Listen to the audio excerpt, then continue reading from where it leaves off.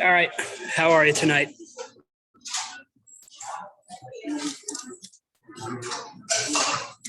All right, give me a minute.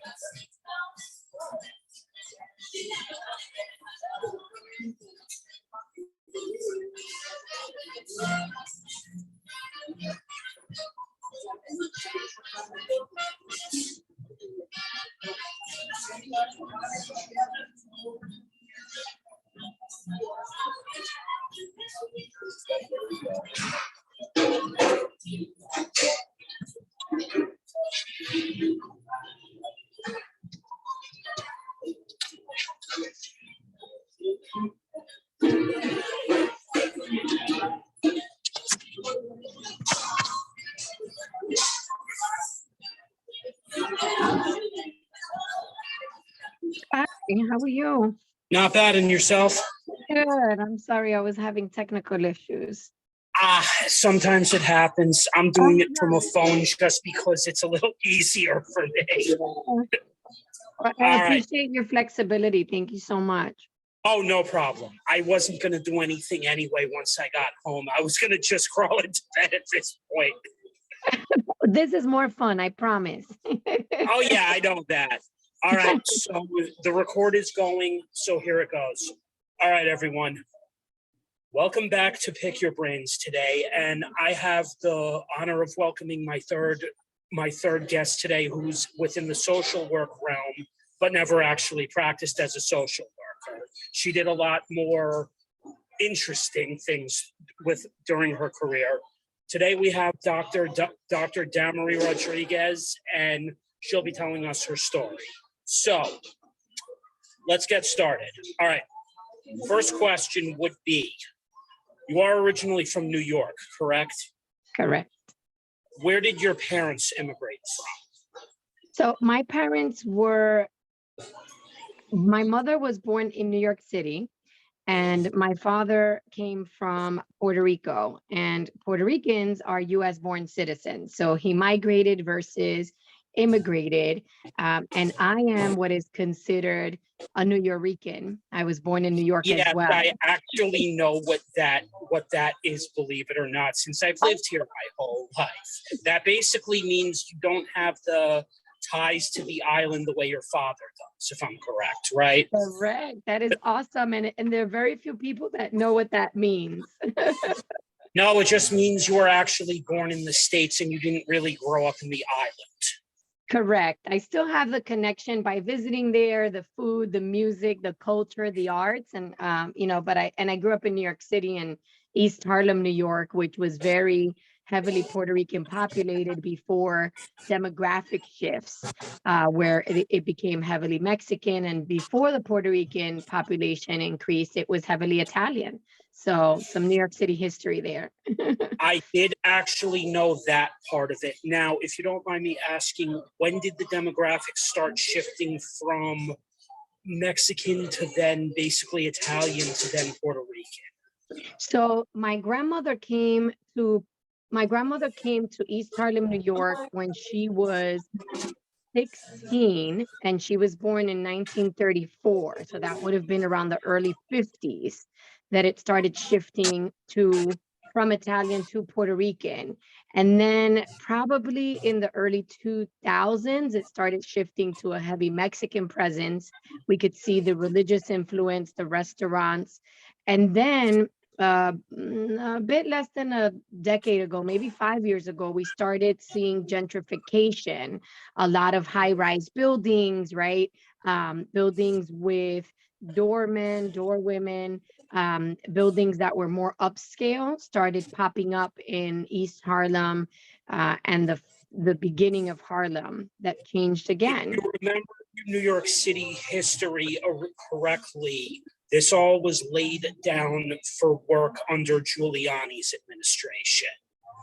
And then it just started that, since you said the 2000s, if I remember correctly, that's when Bloomberg was mayor.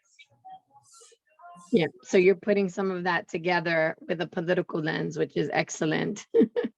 Yes. So now my next question would be, okay, on your LinkedIn, I happened to run across one of your first moves in your career. I guess, I don't know if the name of this is right. Tonio Burgos and Associates, is that considered financial? Is that considered law? Is that considered nonprofit, or what we call a lobbying firm? Lobbying firm. Yep, the latter. That's what I thought. Yeah. So what right. I would like to know is, since you studied social work, is how did you get that job? Or how did you get in with that firm at a director's level? Yeah, I love the question, because I think when people think about social work as an area of study or as an area of work, there's an assumption of practicing, right? And you started the conversation off by saying this was my background, but I didn't actually practice. And so for me, the social work background has helped me understand how to work with people, how to collaborate, how to build my skill set in terms of advocating for populations that need a voice. And that took me into the government sector. And then when I went into the private sector, Tonio Burgos and Associates. So Tonio Burgos is a Hispanic Puerto Rican lobbyist in New York City who actually worked under the Como administration, the father, and brought years of experience. That's what I had a feeling there, because it's funny when you especially look at the federal level, who are these jobs really originally supposed to be for? Sadly, they're for people who were either, my former county executive out here would be one example. Anyone who served on the federal level in Congress or the Senate will usually go to those jobs afterwards, because let's be honest, they don't know what the hell else to do with their lives. I'm pretty sure the former governor is probably going to end up doing it himself. because it's part of his skill set and he was a lawyer. But generally, the jobs at lobbying firms really went to people with law backgrounds, if Correct. I'm semi-correct on that. Yeah, correct. However, it did start shifting a bit because individuals with a background in social work, in advocacy, in grassroots organizing, bring a level of skill set that allows you to lobby effectively, in the sense that you're able to talk with individuals and show a different side to the conversation, right? And really bring to light, what are the issues? How can this individual make a difference? How can we make a difference together? And how do we move the needle on any critical issue? And that, I believe, is where the shift happened. I loved working at the lobbying firm. I actually, Did you start out at a low-level, entry-level position, or did you happen to know someone over there? I knew someone over there, and that's a great question, because oftentimes in this space, it is about who you know, because they can vouch for your skill set in that lobbying realm. In that industry, yes, but I found out increasingly it's gotten a lot harder in government nowadays with how HR changed over the last decade, where every older person, especially my parents' generation, the boomers used to say the following: it's not what you know, it's who you know. But now, unfortunately, it's not even who you know at this point. It's basically, if you've tried to apply for a job if anytime you spent on LinkedIn, you'll see people who are constantly complaining about the hiring process because it goes through the computer. But in the older days, my mother said they had to read resumes, so they were reading it by hand, and there wasn't much of a difference. But I don't think the hiring process changed. I think technology just exposed it. Yes, I agree. Because now you can't even get a job by knowing someone, because it has to go through a hiring manager and a recruiting team. Correct. And there's a level that you address, which is the technology piece, in that sometimes the computer eliminates individuals that could be a good candidate based on categories that were pre-selected in the program. So, for example, my mailing address is in Pennsylvania because I live in the Poconos, but I apply for jobs in New York because I grew up in New York. I'm just a 90-minute drive. I'm very connected there. I'm there often. I have been in conversation with HR teams that recognize that I was eliminated because of my mailing address. If the job was in New York, when they put in some of the filters, it filters people out. So that adds another layer. My father didn't understand that. I'll give you and the audience a very short story about this. So I had to move down to Washington, D.C. with him for a year, originally being from Westchester, in May 2014. So I was in the D.C. with him from May 2014 to June 2014. No, May 2013 to June 2014. And what he didn't understand is because he basically recently just got hired by the DOT in DC to be a high-level senior director in underwriting. He doesn't understand that for an entry-level job seeker versus his level, that the recruiting process is completely different. And now he understands it even at the level that he was at, because it's harder when you're late 60s to be able to even get in somewhere because of salary needs. Yes. But anyway, when I had to apply in DC using a New York address, I was eliminated. When I was down in DC and I had a Maryland address, I was eliminated. And this went on and on and on for a year. And then I ended up back up here. And you can be the best candidate, but because of those filters, you end up eliminated. It's really interesting, and it does change the hiring processes. And I think makes it a bit harder because there's not that personal connection. Now, I don't think people should always get a job just because of who they know, but I don't think the process should be so complicated technology-wise that good candidates get lost and don't make it to the candidate pool. I think that's a debate that we would have to start on LinkedIn, because most people just don't understand this aspect of getting a job today, or they do, but they're trying to go to whatever they think the best industry is right now. Like, I'll give you a good example. I think the tech industry, I'm pretty sure it's a great industry, but let's be honest, who's doing the layoffs right now? Tech. Who's not doing Interesting. layoffs right now? Social services, social work, mental health, healthcare. These industries are expanding, and Mhm. healthcare has been expanding since 2008. There was always adequate jobs in it, but you saw you saw how the first recession in 2008 affected the oldest of the millennials, people like Mhm. myself, and then now look at coronavirus almost a decade later, which we are still sort of semi in the midst of, and look at how much healthcare has expanded over a decade. Mhm. Yeah. Yeah, I think it's a good debate to take up just because it sheds light on what disparities does using technology to facilitate the hiring process, what disparities does that create? Is it as helpful as it's intended to be or not? And I think there are a bunch of arguments that I do come across on that platform in which sometimes I comment on, but other times when I comment on, I then realize that there's more of a sales, pitch to the post, but Mm, that's a completely separate topic. So yeah. what originally drew you into what we now call DEI, but we know, especially, I don't know where you are age-wise, if you're part of the millennials or you're Gen X, but I would assume you remember the affirmative action argument, correct? I do remember the affirmative action and That's when what DEI feels like nowadays. They just renamed what was considered, because they thought affirmative action was too, what would be the best word for that? They thought affirmative action was too offensive, but that's kind of what it really is about. It's about, to an extent, one group feels they're not getting the same opportunities that the other group gets.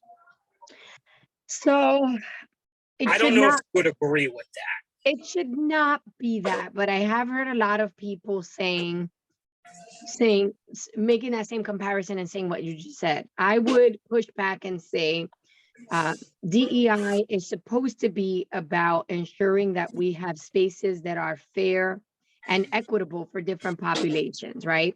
One Yes, of the things that I was saying recently at an event was that it's sexy now to talk about DEI and to use that term.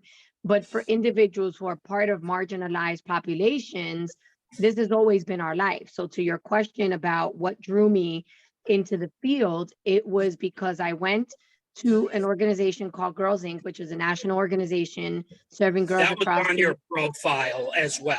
So now yeah. you're actually going into the second part of that next question, which is a good thing. Yeah, so I went into Girls Inc. Having gone through the programs. I was an alum of Girls Inc. in New York City.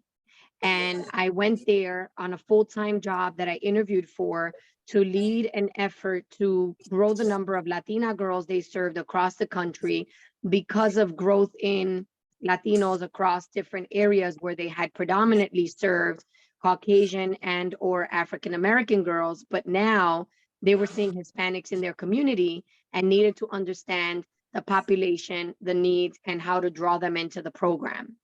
That developed into understanding and me being able to articulate that if you do not have a broad understanding of diversity, of how to create equitable spaces, that you cannot succeed as an organization, right? It's about across the board. How are we serving girls from different backgrounds, whether it's race, ethnicity, age, demographics in terms of their geographic community, Disability.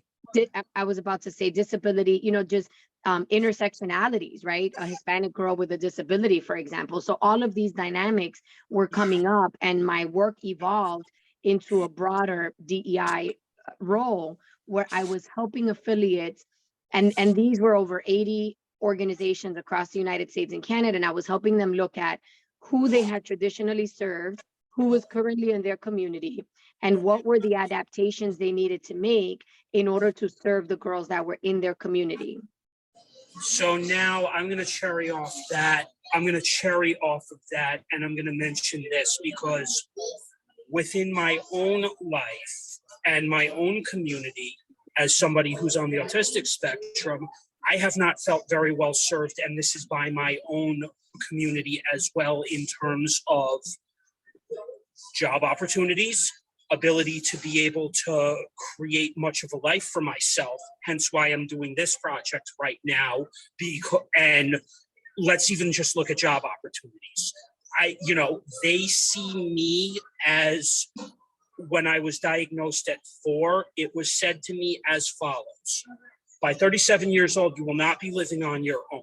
And this was said in 1994 when I was diagnosed. In 2013, when I was re-diagnosed, it was said college was not the most appropriate educational choice for me. So once again, they're going off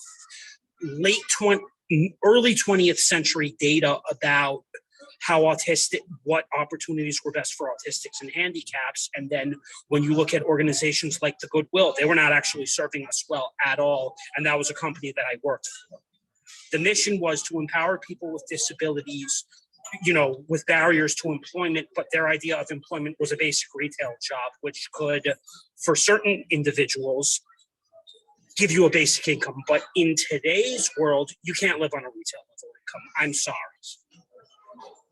It's interesting because I have a son who is on the spectrum with auditory processing and ADHD.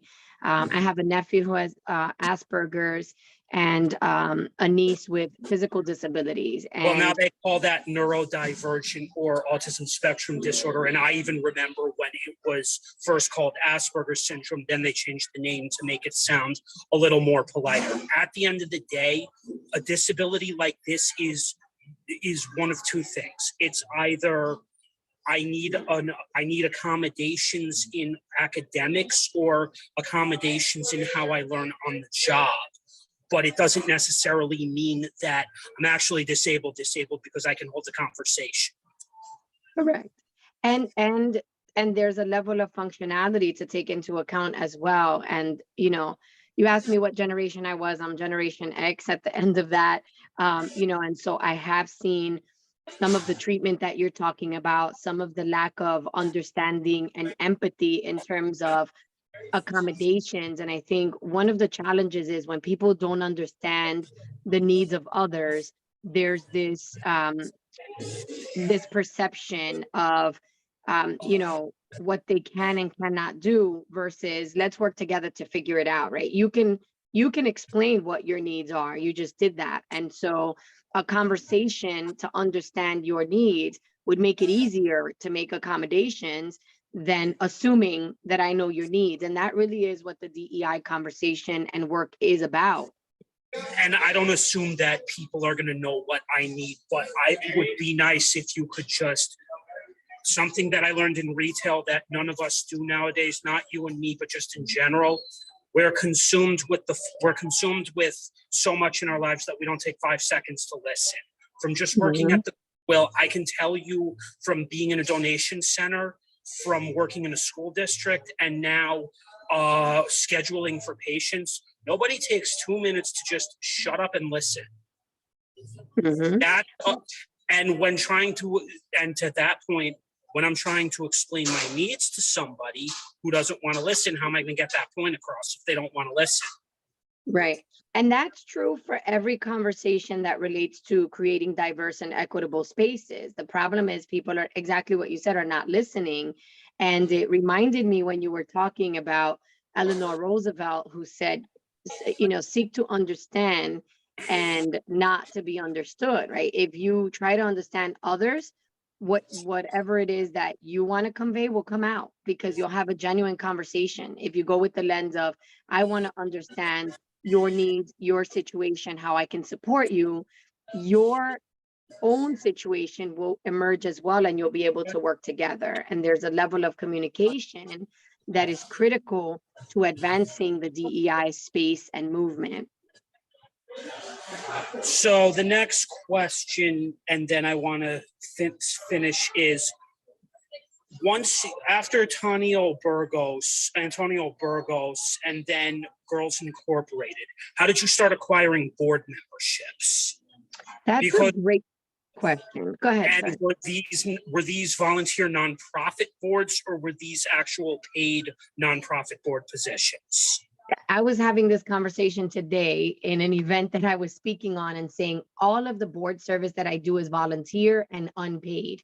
And That's so, what I thought. yeah, And that's and that's a something that I great want to get question. into myself. Now, Mhm. do you, since they are volunteer nonprofit, do you have to have money to invest, or do you have to have a network?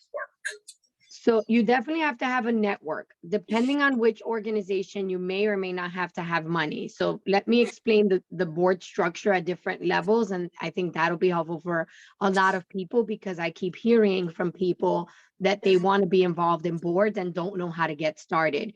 So one thing is that a corporate board is a paid board. If you make it onto a corporate board, they actually pay you to bring your network, your skill set, and expertise. Very few individuals from communities like the Hispanic community, the disabilities community, and other marginalized communities actually make it on corporate boards. Oh, of course not, because Right. we don't supposedly know anything. Right. So that's the perception, although we know otherwise. However, you can get onto nonprofit boards. Now, there are some nonprofit boards where you have to give or get, and that's the term for there's a financial commitment, right? They might say the give or get is $5,000. So you either give them $5,000 as your donation for the year, or you can raise $5,000. There are other boards where you do not have a give or get, and what you're contributing is your time, your knowledge, and your network. Those are the type of boards that I prefer to serve on, because I'm very passionate about the work. And so I join boards that focus on leadership development, where I can help with the development of programs, activities, events, and curriculum that help individuals build up themselves as leaders. The other thing that I like to do is boards that that are part of an organization that gives a voice to others. But I'll mention a couple of the boards that I'm on and how that happens. So one board that I'm on is the East Stroudsburg Area School District School Board. That is an elected board. That's an elected position, elected by the community. So you had to run, just like, for example, the Yes, mayor of New York City had to run, where yes, you had to appeal to people for votes. correct, correct. So that's one structure. I do not get paid on that board. I am one of 9 members who votes for anything that's on the table. I was the first Hispanic elected in November of 2019. On that board, there That was Colonial Intermediate Unit 20 Board in Pennsylvania, special no, education, no, or this one is East Stroudsburg, but I'm going into Colonial Intermediate Unit 20 next. So on the okay. board of East Stroudsburg, school board directors are elected. Then, because we're part of a coalition for special education, where in Pennsylvania, special education is led by intermediate units. Our district is part of Intermediate Unit 20, which oversees special education for 13 school districts in the region. So the school district in East Stroudsburg, the 9 people vote for one member to go to the Colonial Intermediate Unit 20 board. And I was the member that was elected by my peers, not by the community in this case. I, on that board, also became the first Hispanic and the first person of color when I joined in December of 2020, and I became vice president there. That is also a volunteer board. That capacity allows me to support the intermediate unit and the 13 school districts to think about a diversity lens in terms of the population that we call special education. So that's everything from emotional to physical to abilities across all areas. And to be able to say things like, well, this individual has an intersecting identity. As I mentioned earlier, you may be Hispanic and be on the spectrum. You may be African American and have a wheelchair. You may be Caucasian and have, mental health disorder. So there are just lots of intersections that we have to think about, and I'm able to bring my expertise to support that work. Other boards that I serve on in California, in New York, in Chicago, are organizations that came to me because of same way that we connected, LinkedIn. They see your work. They see what you're doing in terms of the organizations you work for. They see some of your written pieces published online, and they'll reach out to you and say, we're interested in having you on the board. Will you interview to be part of this board? And then the rest of the board will vote for you to join or not. But those are also volunteer boards. That's what I thought, because I did have someone reach out to me to California with that. And I had actually signed up. It was a little bit of an older white woman, early 50s. I just have to get back in contact with her, but I'll show you the mission afterwards in which I signed up for. But I'll send that to you in a separate email. So you're right. I did start at that. One person did reach out to me for that because she saw she saw my posts, and that's how you start. Okay, yeah, that would actually help on some level, because I might publish that on a resume eventually. Yeah, so you put that on your resume, you put it on your LinkedIn profile, but also you're contributing there because you're bringing. So, for example, you might meet with them or join a meeting where they're talking about their needs, and maybe they'll say, we need something in DEI, and then you say, oh, I know somebody who was just on my podcast who could help. And so that's how you start leveraging your network and the people that you're connected to and the work that you know people are doing to support that organization in that board. So now, since you mentioned Pennsylvania, this would lead to the next question before I talk about the outgoing governor. Are you considered a resident of Pennsylvania right now? Yes, I'm a homeowner in Pennsylvania, and I live in Pennsylvania full time. Okay, so what led you to sign up for Tom Wolf's, and was that during his reelection or his first election? So this was another board that I'm on. So I'm actually appointed. So the governor appointed me to serve on his Latino Commission, which is a statewide commission focusing on we say we are the eyes and ears of the governor in relation to the Latino Commission. So just to give the structure for people to understand, the governor has several commissions relating to marginalized populations as a way to continue to stay ahead of what are the issues that are impacting this population, how can we support them, and being sure that there are people in the communities that are thinking about this and partnering with him. This commission has been around since the 1960s, before the current Governor Wolf, and has been around whether the governor is a Democrat or a Republican. It is a nonpartisan commission. You go there to bring your expertise and your passion. The governor appoints you. We have quarterly meetings with the commission. There are 30 commissioners across the Commonwealth, each representing our own area. And I chair the statewide education committee. So I oversee events that the commission puts forth in terms of education, looking at the data around Latino students and how to help them. I am serving my third 2-year role. So I was with him from his first term, and I was reappointed twice after my first service. So every term it's 2 years, and I am coming up on my 6th year of service on this commission. Well, unfortunately, we also don't know if who the new governor is going to be. And then watching the Senate race right now has, in my own opinion, just from seeing the videos, it looks like a joke right now. I like the guy who's running for the Democrats. I don't know how the state would do with a doctor who doesn't even live in the state.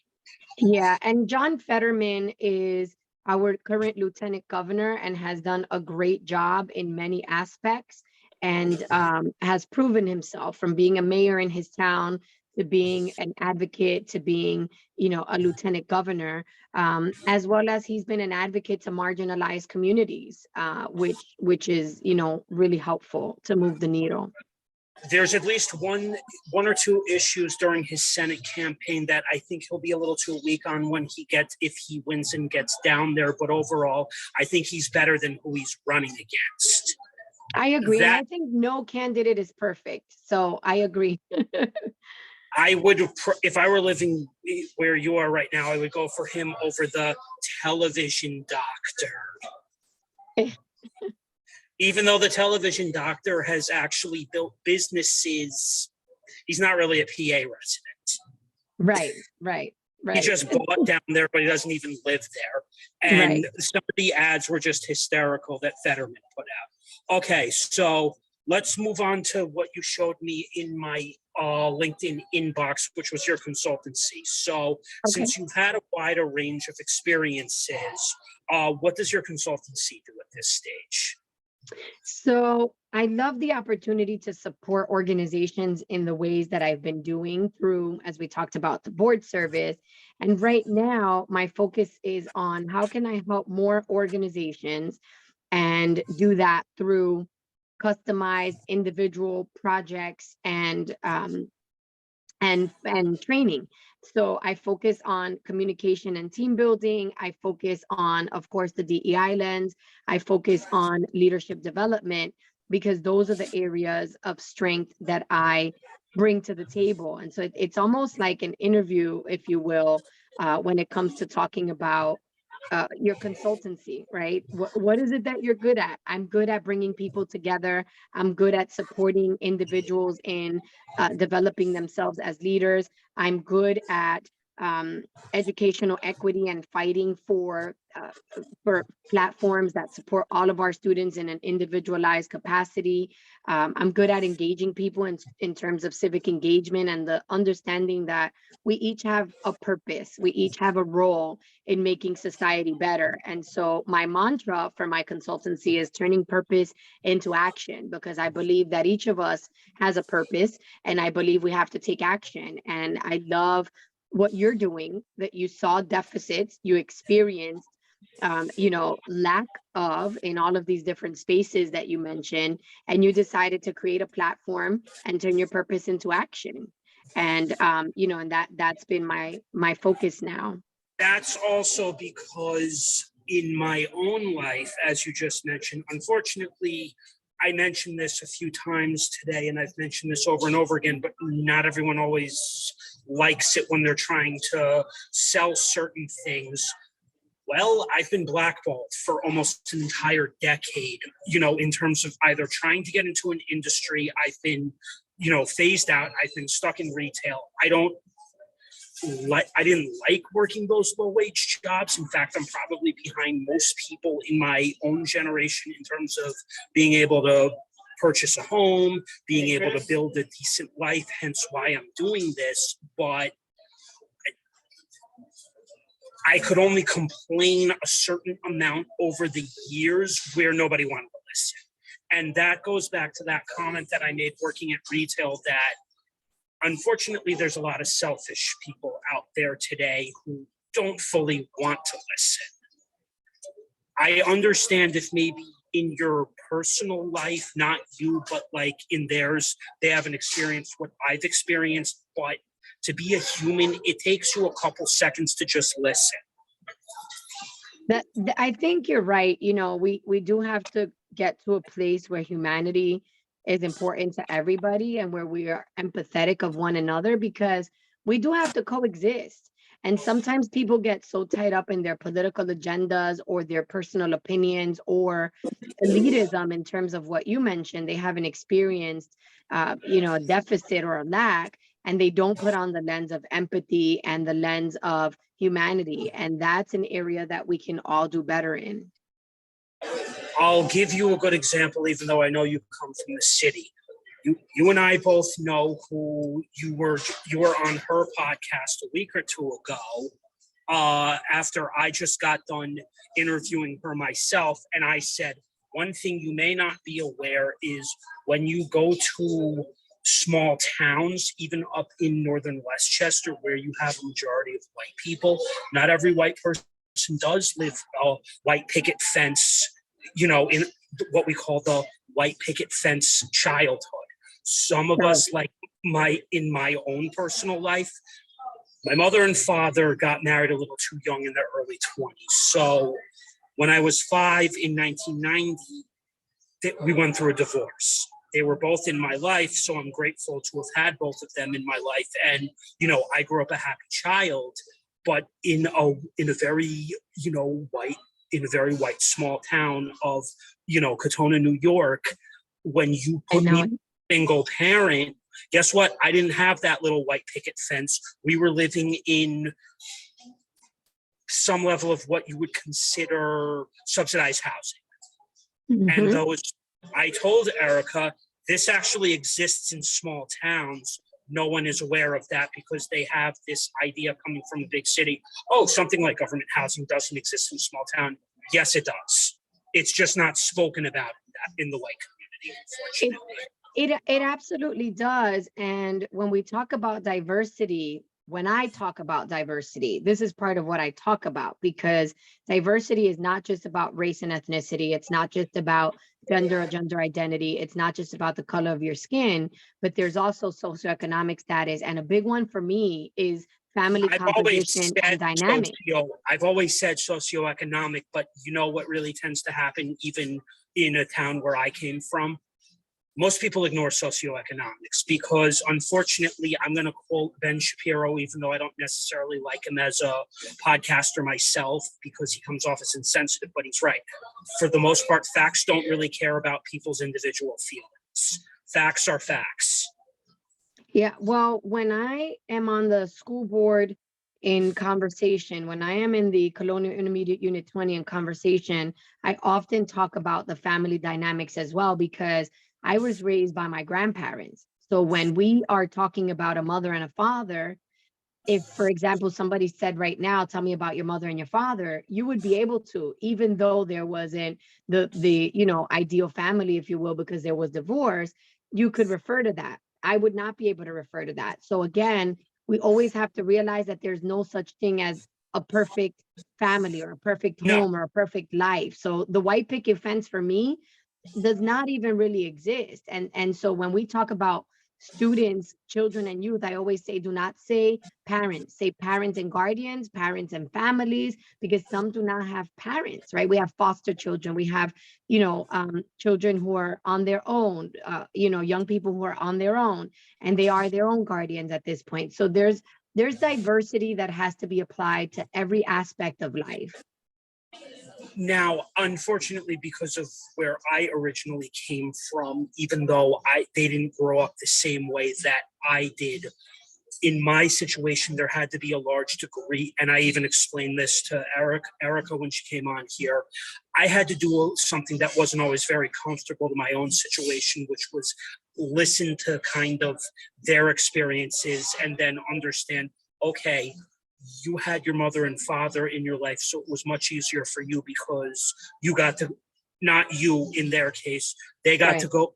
Most people in my school district where I went to school, most of these people had the grades with parents together to be able to score scholarships. We're talking sports scholarships, we're talking academic scholarships, because when their parents stayed together, they could afford basic things like tutoring. Now, if you look at me, for example, college took me 9 years, and a large reason of that was when my father went through a second divorce. The second wife of my brother and sister, my sister's getting married in a couple of weeks, and I'm going down to Texas, so I will be with them. And unfortunately, their mother was not exactly a good person, but I'm not going to say anything, but she caused the entire situation of me ending up having to borrow for college. So that's not something that I can easily go talking about in the high school or, with the type of people that I grew up with, because they didn't understand that. Right.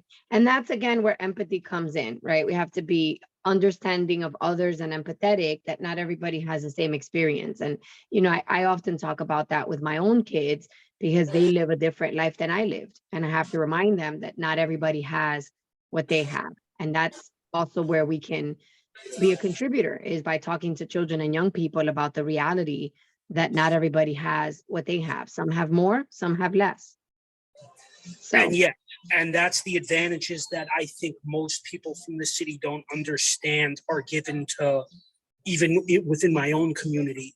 I did not have the same opportunities that everyone in my community had, where they went to elite universities. I didn't go to an elite university. I ended up at community college because education when you and I and Justin were growing up was not the same as education today, with all the the technological advances. Right. And that's what I was going to say. I was going to say that's why in education, we've been working so hard to ensure that community colleges are just as good and just as desirable and provide great quality education so that nobody feels less than when they have to go to community college, but instead that they can get the same quality education for a lower price in their local community. So that's what was we're really working funny towards. on community college? I used to get made fun of back in the 2000s for that by everyone who I knew, that was going to universities. I'm like, I didn't have the grades to go to a big time university, but what could I do? That was But the best option. you furthered your studies and pursued higher education. So, I think that in itself is a great opportunity and not everybody does. So let's go ahead and wrap up. I think we've covered a All lot. right. What do you think? Yeah. So the last question I just want to ask you is, do you believe more needs to be done in the US for autistic adults and autistic children, especially Absolutely. autistic adults in terms of job opportunities? Absolutely. I think we need to build a more empathetic lens in terms of the workforce. And I think more employers need to not talk the DEI talk and actually walk the DEI walk. That when your company says that you are for diversity, that you're looking to hire more diverse individuals, that you're looking to create a more equitable workplace, that you actually hire diverse individuals that represent all communities, including the autistic adult community, and that you put in place the necessary accommodations and that you not have the lens of it being a burden, but instead of it being an enhancement to the work experience for everybody who is there to be able to work with individuals from different abilities and different walks of life. And also, I will add to this, you need to get over the fact that you don't want to give up, these managers, you don't want to give up your positions, but don't blackball us from, once we get into your organization, of being able to obtain, management opportunities, leadership And move up the opportunities. ladder. Of course, Because everybody should have that opportunity. The only autistic people that I can name that started their own businesses, Mark Zuckerberg, Bill Gates, Elon Musk. There's one person on LinkedIn who works at Google, and I've come across him before, and he's a vice president, but that's in the tech space. But we have other spaces outside of tech that could start adopting, the policies that, the tech industry is doing for people on the spectrum.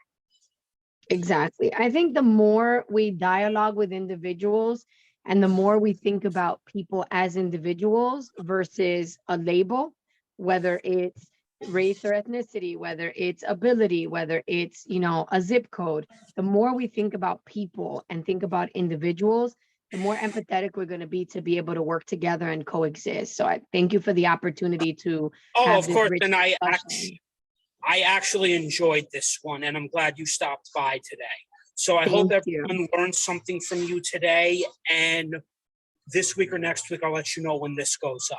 All right. Okay, thank you. And I'll All just right. close with a quote by Ruth Bader Ginsburg, if I can. And it's that Sure. you should speak your mind even if your voice shakes. And I often share that one because when you're part of a marginalized community, as we've talked about so many different groups today, but especially our special needs population, sometimes it shakes, right? Your heart is pounding, your voice is shaking, but find strength to speak your voice, speak your mind, share what you have to say because you matter. We all matter, and it's important for your voice to be heard. So thank you again. Have a good night. You too. All right. Bye. Bye. All right. You can stop.